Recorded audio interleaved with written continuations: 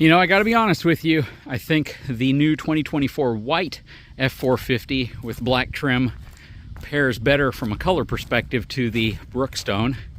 This is our 2021 Brookstone by Coachman, 398 MBL. We've had this thing since 2021. We have probably taken it out, if I had to guess, because it would purely be a guess, maybe 40 times max, I'm guessing, around 40 times. But it has definitely been a very, very good fifth wheel to us. We've had our fair share of little issues and problems, and you guys know we had to get the brakes completely redone because of some poor quality of work that was done at the factory. But everything else on this thing is absolutely fantastic. Absolutely love dual pane windows. I can't tell you how much I love dual pane windows, true dual pane windows. So if it's an option and you can budget for it in your RV, I definitely recommend it because they help in so many ways. They're quieter, they block a lot of the outside sound from getting in. They absolutely are effective in terms of keeping hot air out, even though the R value might not be that great. But overall, they just work really well and they look fantastic. Well, frameless windows in general look fantastic. We still have our Continental HTL2 Eco Plus tires on, 245/70 17.5 J load range tires. These are absolutely overkill for this RV, but at the same time, they're super, super awesome. I would not put these on your RV though, unless you've upgraded your suspension system. This is actually part of the collaboration that we did to put better suspension on RVs. So the folks over at Coachman, on every fifth wheel they make now include the road armor with the heavy-duty shackle straps and greasable wet bolts, reinforced shackle hangers, which we actually had done as part of a collaboration. We have the ground control 3.0 auto leveling system on this unit. Asdel on the outside. Since then, the 23 and 24 models now have Asdel on the inside as well. That would have been really cool to have, but at least we have Asdel composite sidewalls on the outside, which will definitely help from preventing any type of liquid or moisture getting into that sidewall causing problems.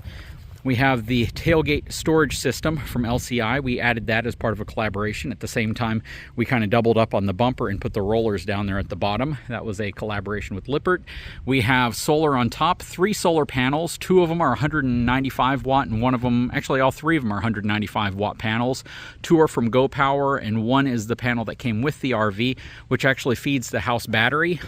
And when I say the house battery, the original house battery, and we have 2 250 amp hour Go Power lithium iron phosphate batteries in here as part of the system that we installed a while back with the help of the NRVTA, my channel sponsor eTrailer, and Go Power. It's not what I would consider to be like a huge solar upgrade. Basically, we wanted to put a system on it that was practical, affordable, and most folks with an RV could put on.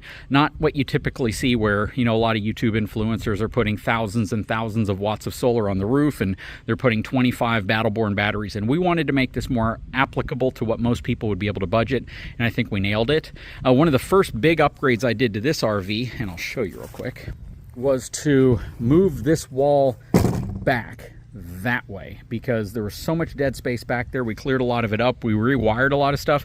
Now that's what houses the 2 250 amp hour batteries. So it's really, really cool how all that is set up. I've made videos on that as well as rewiring, cutting out excessive wire, cleaning it up a lot.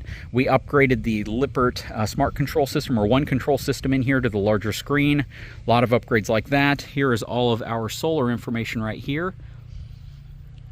And I have this e-scooter that I bought. I actually bought it for my wife, but she ended up not really liking it because she can't pedal.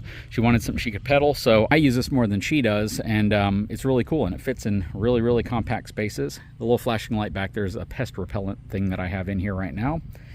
But yeah, this thing is working well. Love the big, thick baggage doors. Nice slam latches. What else have we had done? You know, part of this collaboration originally was to add LED tail lights to it because at the time they weren't doing LED lights. And to be frank, the folks over at Coachman didn't see a lot of value. They were like, what's the deal? Why would we care? So part of the collaboration was to make sure that they start putting LED lights on everything. We're able to find some extra storage space back here, which is really nice. This is a mid-bunk unit. If you are waiting to see what the inside looks like, I'm probably not going to show it to you in this video because I've made 100 videos showing you the inside, even some recently. See, what else have we done? We have the side view cameras on here from Furrion. I really don't use them, to be honest with you. I probably should, since I have them, and I have the screen inside of the truck, so I might hook all that up. But this is it. There's the factory solar panel up there. anyways, we are going to be hitting the road here shortly, and then we should be arriving right outside of San Antonio in a few hours. So we're going to try to get there before it gets dark, but it might get dark on us because we're leaving a little bit late. We have a long weekend, and we're going to try to enjoy it the best we can.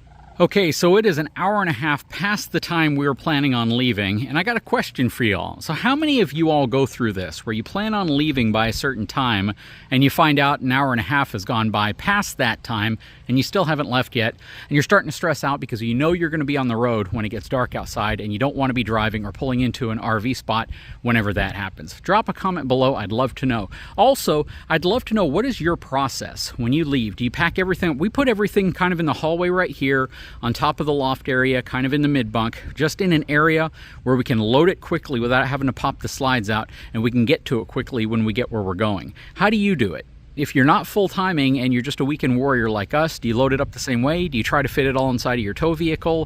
Do you load it up in the bedrooms? Do you get it all situated where it needs to go and then hit the road? Or do you kind of stuff all your bags and everything you're going to bring with you in this area and then get it all ready once you get where you're going? Drop a comment below on that one too.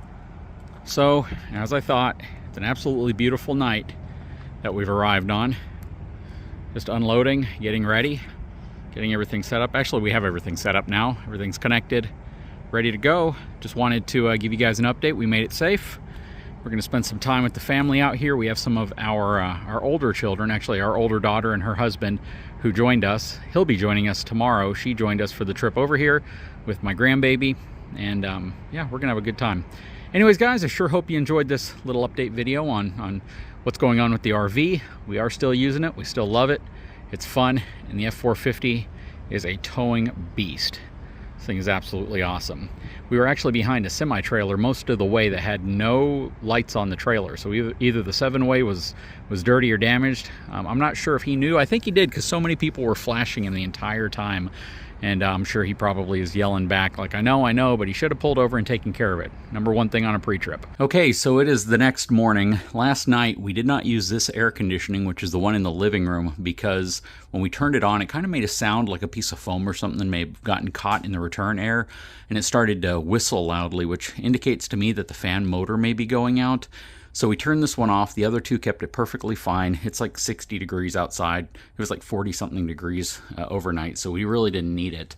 I took this all apart, looked inside of it, redid all the foam. Nothing had flown up into the motor. When I had it all down, I started it, and it was starting to make the same noise again. So we're definitely going to have to inspect this motor to see if there's something we might need to replace in it.